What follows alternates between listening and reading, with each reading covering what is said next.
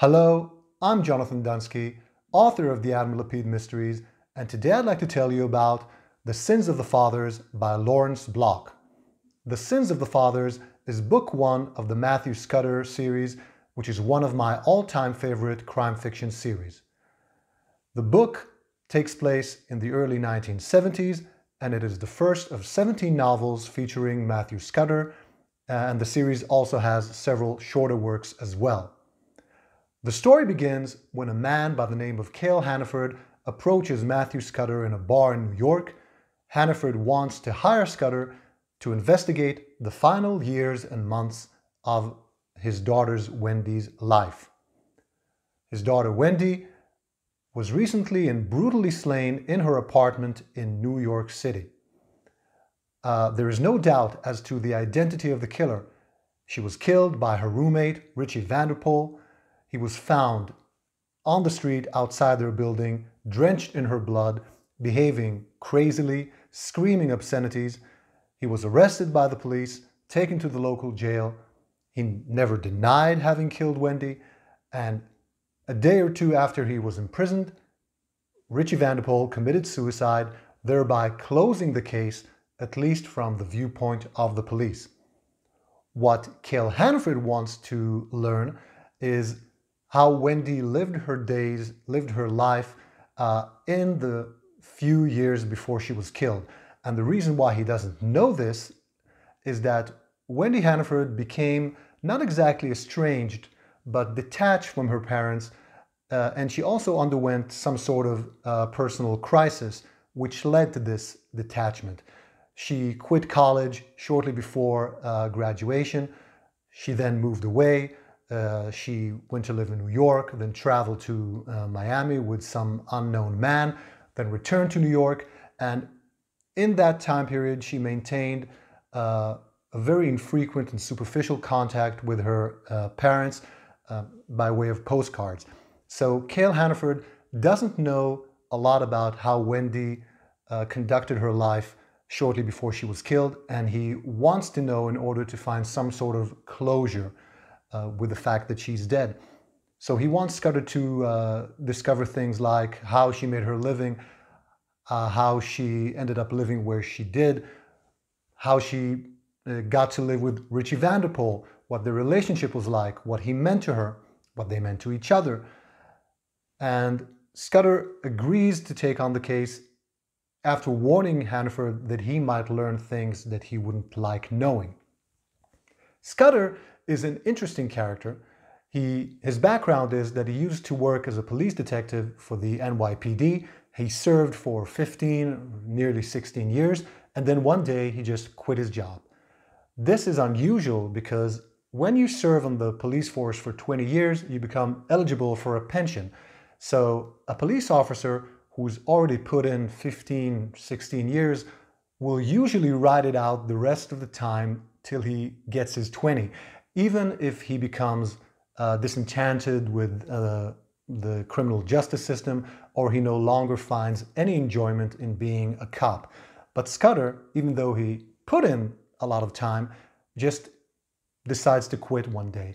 And the reason he does so is because of something that happened to him one night when he was off duty in a bar in New York City. He was having drinks alone when a couple of guys walked into the bar, held up the place, and on the way out, they murdered the bartender. Scudder chases him into the street.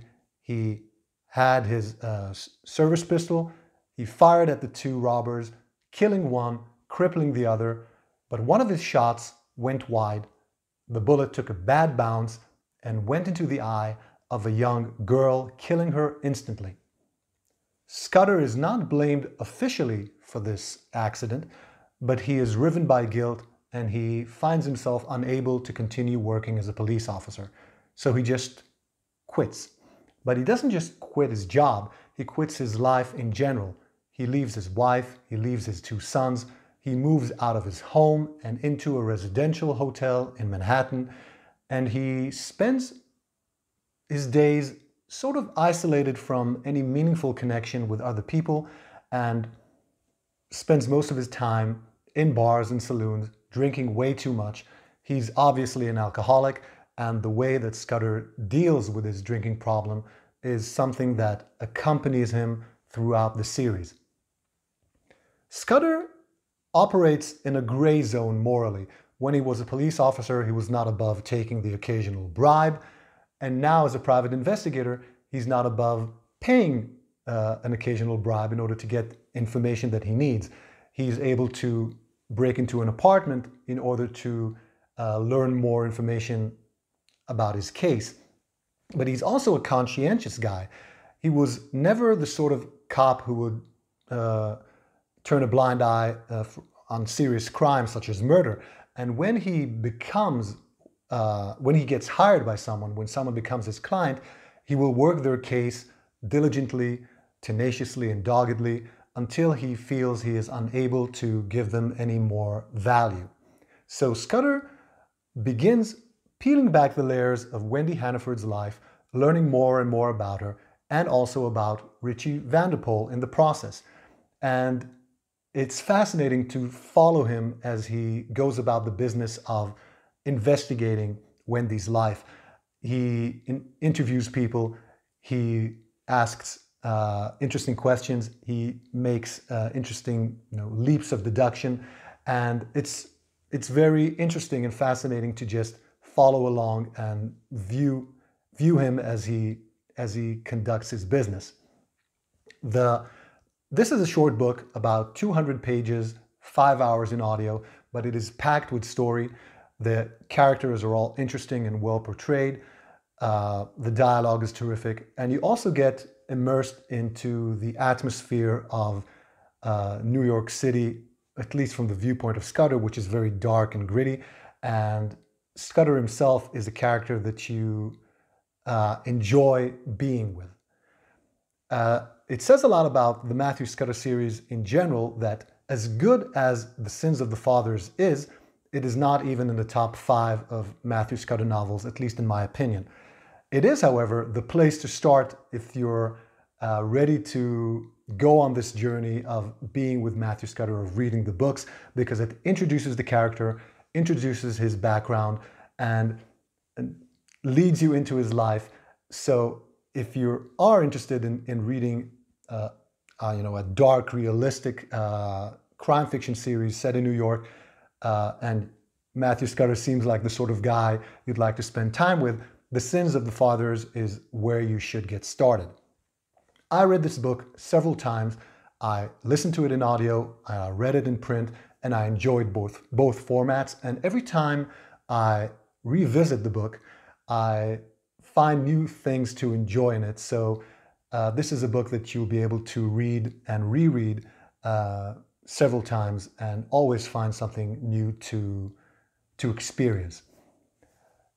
As you can tell, I highly recommend this book and the Matthew Scudder series in general. You can find links in the description below to where you can pick yourself a copy if you'd like.